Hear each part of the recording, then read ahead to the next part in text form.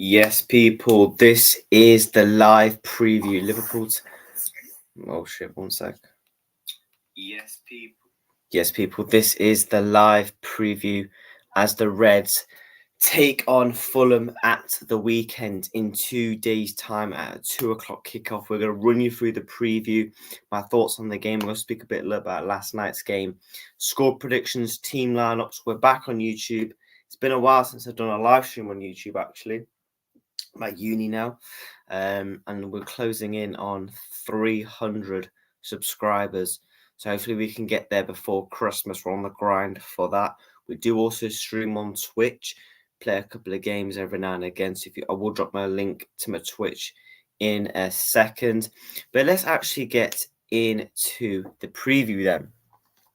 So as you can see on your screens, the injured. Let's get the boring stuff out of the way. The players who are injured on the Liverpool side of things. As it says here, Thiago will be back in a few days' time. This is just a prediction, more like we know Bajcetic was meant to be back a couple of weeks ago, but his delay has been suspended. He was meant to be back a few months ago, but for some reason it's taken a while for him to get back, and he's missed out on pre-season. He's missed out on everything, so he's not going to be getting the minutes he had last season for a while. And it's really unfortunate for the kid because he's missed out on all these Europa League games, the couple of League Cup games. I do think he'll definitely get the FA Cup games. So he's got about a month and a bit to get back, hopefully fit for those games. Fingers crossed. Obviously, Diego Jota did pick up an injury against Manchester City last week, and he's expected to be coming back about next year, probably January time. I think he's going to be coming back, Jurgen Klopp said. Robertson says he's back in February, but he's not. He's also back in. I think he'll probably begin training early January, because I believe now he's had like his operation, and obviously you gotta have time to rest. Then you've got to get match fit again.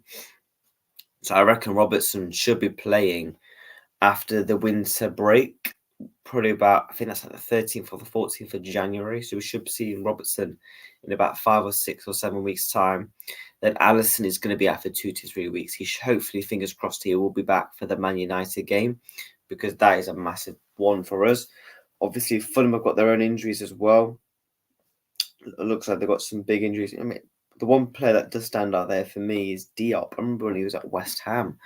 My God, he is still going. Adam Traore as well, man. The F signed some very mid players for them. You know, they played some really good football last season. But it looks like they are definitely struggling this season. But let's go down on the page to the head. And obviously, in the Premier League era, Liverpool have won 9 games to 2 draws to 3 wins for Fulham, which is kind of mad. And obviously, you can see the league table on the side. I mean, look, a win for Liverpool could potentially go above Manchester City. I know Man City got Spurs at the weekend on the Etihad. I do think they'll comfortably beat Spurs. But if Spurs can, they're a bogey team for Man City. I know they definitely take a lot of points off Man City, and hopefully they can do it again, because we need to close that gap on Arsenal. Like, the thing is with Arsenal, they're top of the league and they're not actually playing that well. They should have dropped some points here and there. They've not. So imagine what they're going to be like when they start clicking. I mean, I saw some rumours they're going to get Douglas Luiz. They're going to be trying to get Ivan Toney. And one thing Arsenal do lack, in my opinion, is a clinical striker, and Ivan Toney is that. And obviously, Douglas Luiz brings more cover in the midfield, because some people think Kai Havertz isn't the solution. There's things going on with Thomas Partey. Jorginho's getting on. As you can see in recent games, it's been 0-0. 1-0 last time. Then it was 2-2. 1-0 Fulham when they beat us in the COVID season, and 1-1 the previous game. As for Fulham in the league table, this could be massive for them, because they don't want to be dragged into a relegation fight. I mean, look, the 10 points clear. I think they're going to be comfortably flying. I genuinely think it's going to be Burnley, Sheffield United, and I think Luton or Bournemouth will go. I genuinely think it's looking tight down there. I mean, Everton, they'll probably will have enough. I mean, it doesn't help when you've got teams like Bournemouth and Luton, especially picking up points, because everyone thought Luton would be finishing probably rock bottom with Sheffield United. But yeah, it looks like Burnley, man, they're yet to win a game, and they are really struggling down there. Last time out for Fulham, they did beat Wolves 3-2 on Monday night, which I watched a bit of it, and there were some nice goals in that game. Obviously, then lost 3-1 to Fulham, then Man United, then beat Ipswich in the cup. As for Liverpool, we won last night against Lask.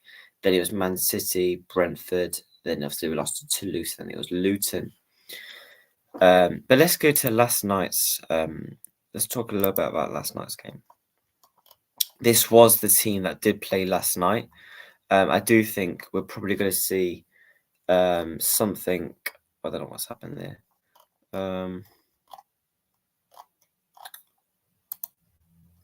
Give me a second.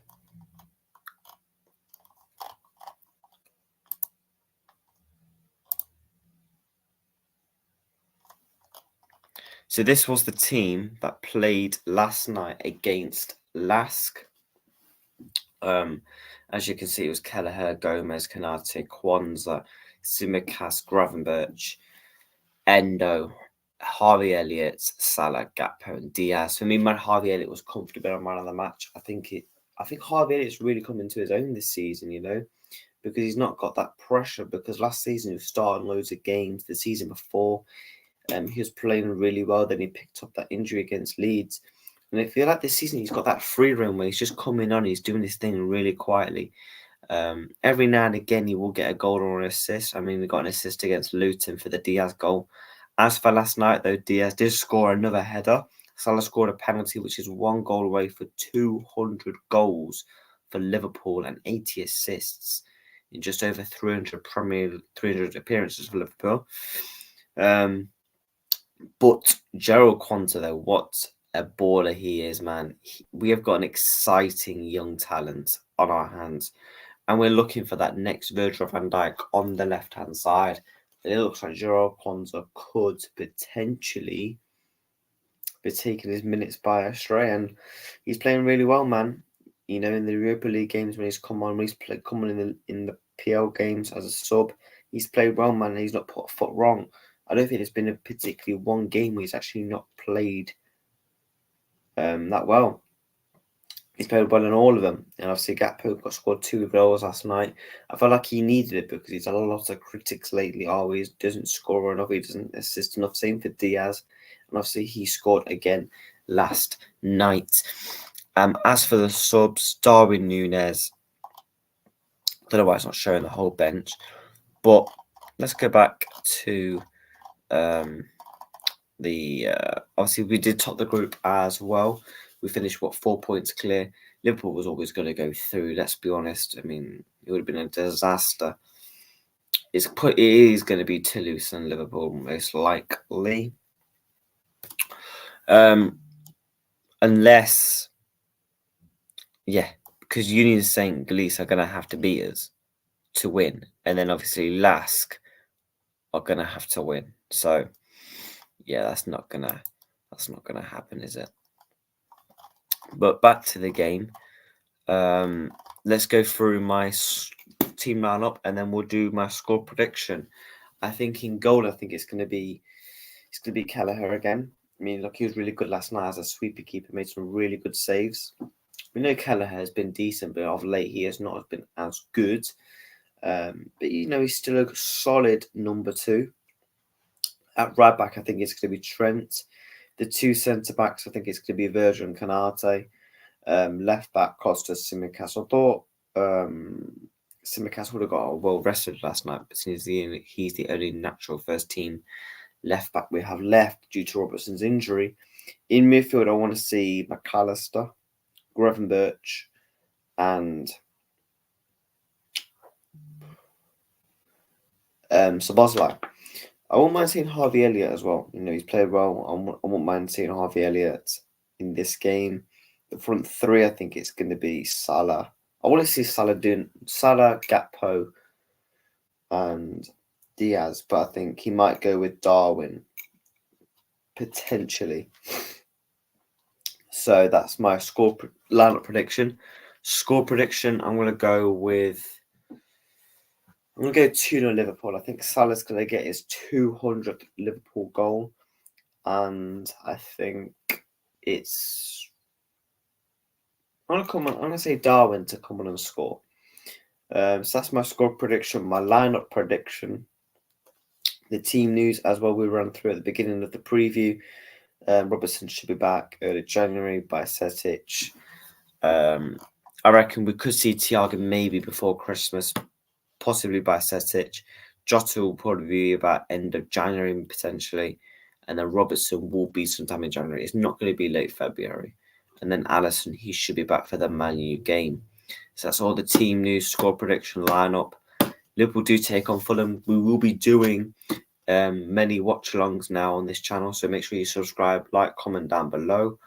And yeah, guys, I will see you soon. Take care. Have a really good weekend. Out.